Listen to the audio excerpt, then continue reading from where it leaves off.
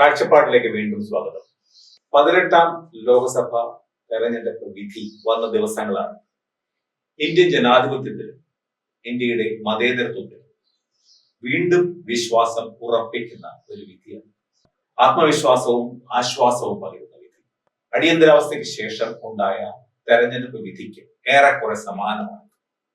ഒരു സംശയവുമില്ലാത്ത വിധം വൻപിച്ച ഭൂരിപക്ഷത്തിലേക്ക് കുതിക്കും എന്ന് എക്സിറ്റ് പോളുകളെല്ലാം നടത്തിയ പ്രവചനങ്ങൾ പരാജയപ്പെട്ടിരിക്കുന്നു. തീർച്ചയായും നരേന്ദ്രമോദിയുടെ നേതൃത്വത്തിൽ NDA വീണ്ടും അധികാരത്തിൽ വരാനാണ് ഏറെക്കുറെ ഏറ്റവും സാധ്യത. പക്ഷേ അതിശക്തരായ സഖ്യകക്ഷികളുടെ സഹായമില്ലാതെ, പിന്തുണയില്ലാതെ അതിന് കഴിയില്ല.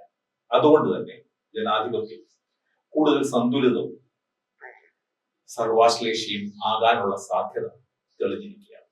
കേരളത്തിൽ 1977 പോലെ തന്നെ അല്പം വ്യത്യസ്തമാണ്. ഇവിടെ അത്രയ്ക്ക് ആശ്വാസകരമല്ല മതേതര രാഷ്ട്രീയത്തിന് വിധി. അതിൽ ഏറ്റവും പ്രധാനം BJP കേരളത്തിന്റെ ചരിത്രം തിരുത്തി കുറിക്കുന്ന ഒരു വിജയമാണ് ഇവിടെ നേടിയിട്ടുള്ളത് എന്നുള്ളത് തന്നെ. തൃശ്ശൂരിൽ സുരേഷ് ഗോപി നേടിയ കണ്ണഞ്ചിപ്പിക്കുന്ന വിജയം, അദ്ദേഹത്തിന് ലഭിച്ച അപാരമായ ഭൂരിപക്ഷം, അതോടൊപ്പം കേരളത്തിലാകെ BJP നടത്തിയ മുന്നേറ്റം, വോട്ട് വിഹിതത്തിൽ വന്ന വർധന, ഇതെല്ലാം കേരളത്തിന്റെ പരമ്പരാഗതമായ ഹിന്ദുത്വ രാഷ്ട്രീയ വ്യവസ്ഥയ്ക്ക് മാറ്റം കുറിക്കുന്നതായി. മറ്റൊരു പ്രധാനപ്പെട്ട തലവാചകം ഈ തെരഞ്ഞെടുപ്പ് വിധിയിൽ ഉണ്ടായത് ഭരിക്കുന്ന ഇടതുപക്ഷ ജനാധിപത്യ മുന്നണിക്കെതിരെ, ഈ സർക്കാരിനെതിരെ ഉണ്ടായ വമ്പിച്ച ഭരണവിരുദ്ധ വികാരമാണ്.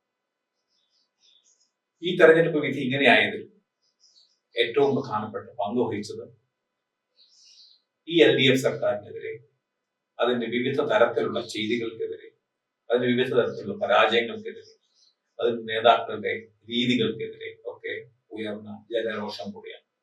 2004 തെരഞ്ഞെടുപ്പ് വിധിയെ അനുസ്മരിപ്പിക്കുന്നതാണ് ഇത്തവണത്തെ വിധി. 2004 സംഭവിച്ചത് ഇടതുപക്ഷ മുന്നണിക്ക്, ജനാധിപത്യ മുന്നണിക്ക് ചരിത്രത്തിലെ ഏറ്റവും വലിയ വിജയം നേടിക്കൊടുത്ത ഒരു വിധിയാണ്.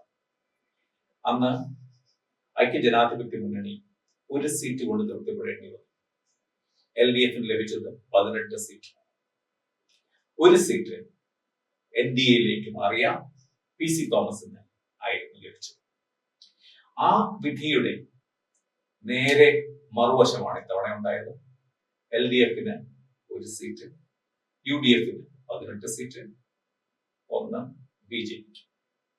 അന്ന് ഇത്ര വലിയ ഭരണവിരുദ്ധ വികാരം ആണ് ഉണ്ടായത് എന്ന് സമ്മതിച്ചുകൊണ്ട് അന്നത്തെ മുഖ്യമന്ത്രി AK ആന്റണി രാജിവെച്ചു.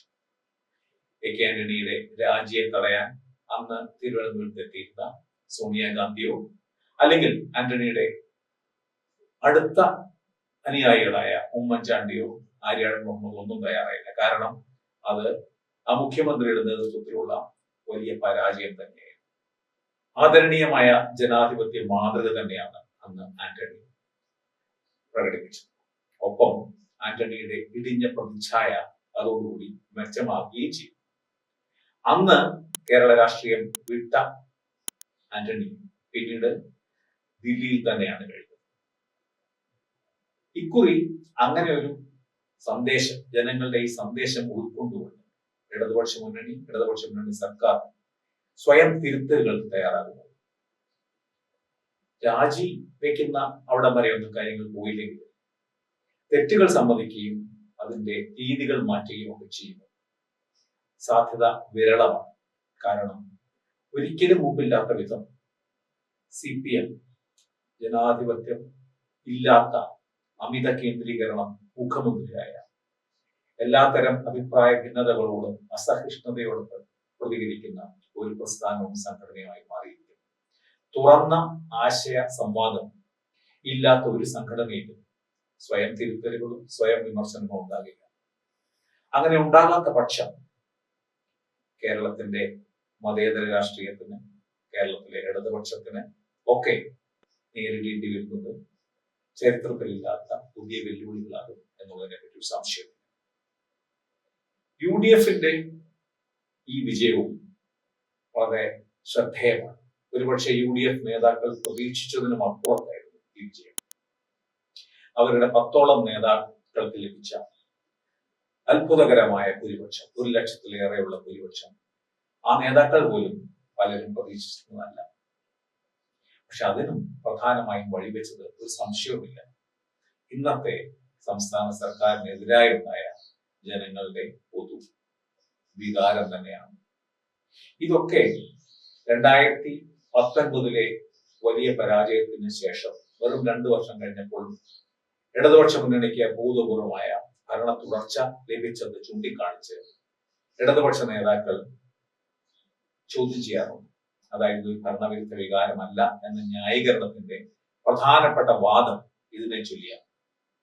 പക്ഷെ അന്നുണ്ടായത്, 2019 ശബരിമലയുടെ വൈകാരികത വളരെയധികം വർദ്ധിച്ചു നിന്ന ഒരു കാലത്താണ്. രാഹുൽ ഗാന്ധി ചിലപ്പോൾ പ്രധാനമന്ത്രിയാവുന്ന വിധം കോൺഗ്രസ് കേന്ദ്രത്തിൽ അധികാരമേറും എന്ന് കരുതിയിരുന്ന ഒരു കാലമാണ്. അതൊന്നുമില്ലാത്ത, തരംഗങ്ങൾ പ്രത്യേകിച്ചൊന്നുമില്ല എന്ന് കരുതപ്പെട്ടിരുന്ന ഈ കാലത്ത് LDF ഇത്ര വലിയൊരു തിരിച്ചടി നേരിട്ടിട്ടുണ്ടെങ്കിൽ അത് ഭരണവിരുദ്ധ വികാരമല്ലാതെ മറ്റൊന്നുമല്ല എന്ന് ഒരു സംശയമില്ല. എന്താണ് ഇനി ചെയ്യുക? ഇടതുപക്ഷ മുന്നണി, ഇടതുപക്ഷ സർക്കാർ അതിനെ സ്വയം പുനർനിർമ്മിക്കുന്നു, അല്ലെങ്കിൽ അതിന്റെ രീതികൾ തിരുത്തുമോ? ഇതാണ് ഇനി അടുത്ത 2 വർഷത്തിന് ശേഷം വരുന്ന നിയമസഭാ തെരഞ്ഞെടുപ്പിന് മുമ്പ് കേരളം